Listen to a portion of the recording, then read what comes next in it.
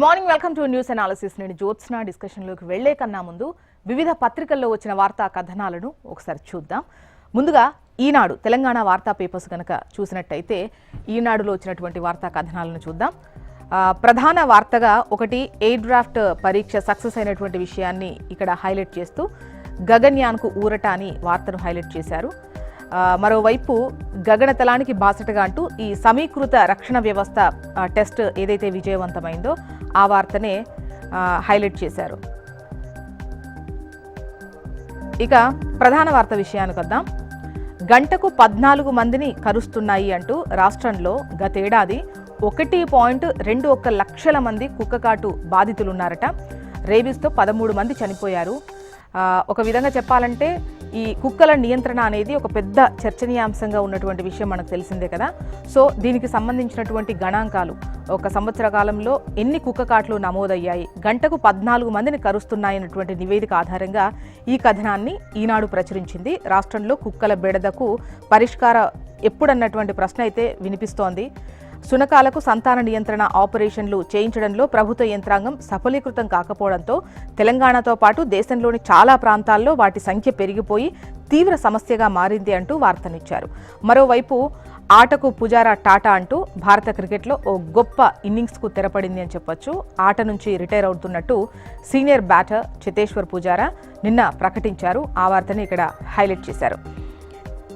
ఇక ఆవిష్కరణకు కేంద్రం అవ్వాలి అంటూ ప్రపంచంలో ప్రస్తుతం అనిశ్చిత పరిస్థితులైతే కనిపిస్తున్నాయి. పన్నులు, యుద్ధాలు, వాణిజ్యపరమైనటువంటి అడ్డంకుల వంటివి ఎదురవుతున్నటువంటి ఈ టైంలో ప్రపంచ అవసరాలకు కావాల్సినటువంటి ఆవిష్కరణలకు తెలంగాణ కేంద్రంగా మారాలని ముఖ్యమంత్రి రేవంత్ రెడ్డి ఆకాంక్షిస్తున్నారు. సో నిన్న ఏఐజీలో జరిగినటువంటి ఆసియా పసిఫిక్ బయోడిజైన్ సదస్సులో ఆయన మాట్లాడినటువంటి విషయాన్ని ఇక్కడ హైలైట్ చేస్తూ 2047 నాటికి $3 ట్రిలియన్ ఆర్థిక వ్యవస్థగా రాష్ట్రం ఉండాలి అన్నటువంటిది ఆకాంక్షించిన విషయాన్ని ఇక్కడ హైలైట్ చేశారు. ఇక సురవరానికి అంతిమ వీడ్కోలుకు సంబంధించి నివాళి అర్పించిన తెలుగు రాష్ట్రాల సీఎంలు రేవంత్ రెడ్డి, చంద్రబాబు నాయుడు. మగ్దుం భవన్ నుంచి గాంధీ ఆసుపత్రి వరకు అంతిమయాత్ర, గాంధీ వైద్య కళాశాలకు పార్థివ దేహాన్ని అప్పగించిన విషయాన్ని ఇక్కడ హైలైట్ చేశారు. ఇక భూములు బుక్కి పరిహారం మెక్కి అంటూ ఈ భూదాన్ బోర్డు దృష్టిలో అది భూదాన్ భూమి స్థానిక రెవెన్యూ అధికారుల దృష్టిలో మాత్రం కాదు. పైగా ఔషధ పరిశ్రమ కింద ఆ భూమిని సేకరించడమే కాదు, తమకు యాజమాన్య హక్కులున్నాయన్న వారికి పరిహారం కూడా పంపిణీ చేశారు. అంతేకాదు పునరావాస ప్యాకేజ్ కింద కొందరికి ఎకరా ధర కోట్లు పలికే ప్రాంతంలో స్థలాలు కేటాయిస్తున్నారు. ఈ వ్యవహారంలో సర్కారుకు దాదాపు 500 కోట్ల వరకు నష్టం వాటిల్లుతున్నట్టు అంచనా అని చెప్పేసి ఈ వార్తను ఇస్తూ అటు రెవెన్యూ శాఖ కానీ భూదాన్ బోర్డు కానీ దీన్ని పట్టించుకోవట్లేదు అని చెప్పేసి వార్తను హైలైట్ చేశారు. నెక్స్ట్ వచ్చేసి ఆంధ్రజ్యోతి వివరాలు మనం చూద్దాము. ఆంధ్రజ్యోతి కనుక చూసినట్టయితే మనకు పైన టాప్లో అండాల కోసం ఆందోళన అంటూ సంతాన అవసరార్థుల వేలల్లో, అవసరార్థులు అనేవాళ్ళు సంతానం కావాలనుకునే వాళ్ళు వేలల్లో ఉన్నారు, దాతలేమో 10ల సంఖ్యలో ఉన్నారు. ఈ పరిస్థితుల్లో యథేచ్ఛగా దళారులైతే దందా చేస్తున్నారు. ఒక్కో అండానికి 25,000 నుంచి 30,000. చట్ట విరుద్ధంగా కాలేజ్ యువతులపై దళారుల వల. 15 నుంచి 20% మందిలో అండాలే ఉండట్లేదు. వీరంతా దాతలపై ఆధారపడాల్సి వస్తోంది అంటున్నారు వైద్యులు. ఎగ్ ఫ్రీజ్ చేయిస్తున్న ప్రముఖులు, ఐటీ ఉద్యోగులు అంటూ ఈ అండాల కోసం ఆందోళన వ్యక్తమవుతుంది అంటూ వార్తను హైలైట్ చేశారు. ఇక ప్రధాన వార్త విషయానికి వస్తే గ్రీన్ఫీల్డ్ ఎక్స్ప్రెస్ వే ఎక్కడి నుంచి అన్నటువంటి ప్రశ్నకు హైదరాబాద్ టు అమరావతి రహదారి ఎంట్రీ పాయింట్లపై సమాలోచనలు అయితే జరుగుతున్నాయి. త్వరలో ఉభయ రాష్ట్రాల ముఖ్యమంత్రుల భేటీ ఉంటుంది. అందులో ఎంట్రీ పాయింట్లను ఖరారు చేస్తారు. 3 ప్రతిపాదనలతో ప్రాథమికంగా ఒక రూట్ మ్యాప్ అయితే సిద్ధం చేయబోతున్నారు. వాటిని సీఎంలు ఓకే చేస్తే కేంద్రానికి పంపుతారు. ఇక భార్యను ముక్కలు చేసి మూసీలో పారేశాడు. 5 నెలల గర్భిణిని హతమార్చిన భర్త. హైదరాబాద్ బోడుప్పల్లో జరిగింది ఈ దారుణం. 1.5 ఏళ్ల క్రితం వీరికి వివాహమైంది, ప్రేమ పెళ్ళైన 3 నెలలకే గొడవలు, గృహహింస కేసు కూడా ఉంది. భార్య పుట్టింటికి వెళ్తానని అడిగినందుకు మళ్లీ గొడవైంది. పథకం ప్రకారం హత్య చేశాడట. శవాన్ని ముక్కలు చేసి 3 విడతల్లో నదిలోకి. ఇంట్లోనే ఉన్న మొండెం. భార్య కనిపించడం లేదని పిఎస్లో కూడా కంప్లైంట్ చేశాడు. విచారణలో హత్యను పసిగట్టిన పోలీసులు నిందితుని అరెస్ట్. మరోవైపు భార్యకు నిప్పంటించి హత్య. అదనపు కట్నం కోసం భర్త దురాగతం. జుట్టుపట్టి ఈడ్చుకెళ్లి తిన్నర్చల్లి నిప్పంటించిన భర్త, అత్తమామలు చికిత్స పొందుతూ బాధితురాలు మృతి చెందింది. హత్య వీడియో వైరల్ అయింది. భర్త విపిన్, అత్త అరెస్ట్, పరారీలో మామ, మరిది. సీన్ రీకన్స్ట్రక్షన్లో ఇన్స్పెక్టర్ పిస్టల్ లాక్కున్న విపిన్, నిందితుడి కాలిపై పోలీసుల కాల్పులు. నోయిడాలో ఈ ఘటన జరిగింది.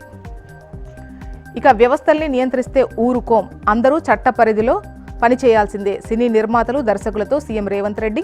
అంతర్జాతీయ స్థాయికి వెళ్లిన తెలుగు సినిమా. ఇలాంటి పరిస్థితుల్లో వివాదాలు ఉండకూడదు. త్వరలో సినీ కార్మికులను పిలిచి మాట్లాడతా. స్కిల్ యూనివర్సిటీలో సినీ పరిశ్రమకు అవసరమైన ఏర్పాట్లు చేస్తామని సీఎం రేవంత్ రెడ్డి అన్నారు. ఆ వార్తనే ఇక్కడ హైలైట్ చేశారు. కమింగ్ టు నమస్తే తెలంగాణ. నమస్తే తెలంగాణ చూసినట్టయితే మనకు ప్రధాన వార్తగా వచ్చేది బై ఎలక్షన్ కాదు, కాంగ్రెస్కు బై ఎలక్షన్ అంటున్నారు కేటీఆర్. దమ్ముంటే రాజీనామా చేసి ఎన్నికల్లో గెలవాలని సవాల్ విసిరారు. ఫిరాయింపు ఎమ్మెల్యేలకు కేటీఆర్ విసిరినటువంటి సవాల్నే ఇక్కడ హైలైట్ చేస్తూ ప్రధాన వార్తగా నమస్తే తెలంగాణ ఇచ్చింది. ఇక యూరియా కొరత, సీఎం లాపతా అంటూ రాజకీయాలే తప్ప రైతుల గోడు పట్టదా అన్నటువంటి ప్రశ్నను రేకెత్తిస్తూ యూరియా కొరత పట్ల వార్తను హైలైట్ చేస్తూ కథనాన్ని ఇచ్చారు. సమస్య పరిష్కరించే ఆలోచన చెయ్యరా, సంక్షోభంలోనూ సీఎం రేవంత్ రెడ్డి సమీక్షించట్లేదు, వ్యవసాయ మంత్రిపైనే భారం వదిలేశారా, రైతు సంఘాలు, అధికారుల అసంతృప్తి అంటూ ఈ వార్తనిచ్చారు. మరోవైపు 52వసారి ఢిల్లీకి సీఎం, ఫిరాయింపులపై న్యాయ సలహా కోసమేనా అంటూ క్వశ్చన్ను హైలైట్ చేశారు. ఇక పోలీస్ నిర్బంధంలో చెంచు నేత అంటూ మల్లికార్జున్ను రాత్రంతా చిత్రహింసలు పెట్టినట్టు ఆరోపణలు. 24 గంటలుగా ఆచూకీ తెలియక కుటుంబ సభ్యుల ఆందోళన, ఆగ్రహంతో అమ్రాబాద్ ఠాణాను ముట్టడించిన చెంచులు. డీఎస్పీకి ఫోన్ చేసిన మాజీ మంత్రి Harish. Coming to Hans India. Hans India గనక మనం చూసినట్టయితే మనకు ప్రధాన వార్తగా బ్యానర్ ఐటంగా ఇండియా సక్సెస్ఫుల్లీ టెస్ట్ దేశీ air defence system. The unique test establishes multi-layer air defense capability. The Defense Research and Development Organization DRDO has successfully carried out the maiden flight test of the integrated air defense weapon system, Defense Minister Rajnath Singh announced on Sunday. And the next news, Pentagon bars Ukraine's use of US missiles against Russia. Modi invites Zelensky to India. ఇక AP వార్తా విశేషాల్లోకి వెళ్దాం. ముందుగా ఈనాడు పత్రికలో ఏపీకి సంబంధించి ప్రధాన వార్తలు ఏమున్నాయో ఒకసారి చూద్దాము. మన గగనతలం శత్రు దుర్భేద్యం అంటూ భారత గగనతలానికి దుర్భేద్య కవచాన్ని ఏర్పాటు చేసే దిశగా ముందడుగు పడింది అని చెప్పొచ్చు. దేశ తొలి సమీకృత గగనతల రక్షణ ఆయుధ వ్యవస్థ ఆ టెస్ట్ అనేది విజయవంతమైంది. శనివారం మధ్యాహ్నం ఒడిశా తీరానికి చేరువలో ఇది జరిగినట్టు ఆదివారం రక్షణ శాఖ ప్రకటన రిలీజ్ చేసిన విషయం మనకు తెలిసిందే.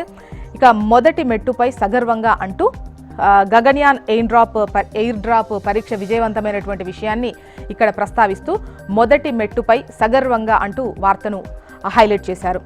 ఇక ప్రధాన వార్త విషయానికి వస్తే ఈ యూరియా కొరతకు సంబంధించి ముఖ్యంగా నిన్న సమీక్ష నిర్వహించినటువంటి సీఎం చంద్రబాబు నాయుడు ఎవరైతే అక్రమంగా యూరియాను తరలిస్తారో వదిలిపెట్టే ప్రసక్తే లేదు, కేసులు పెట్టాలి అని చెప్పేసి అధికారులను ఆదేశించారు.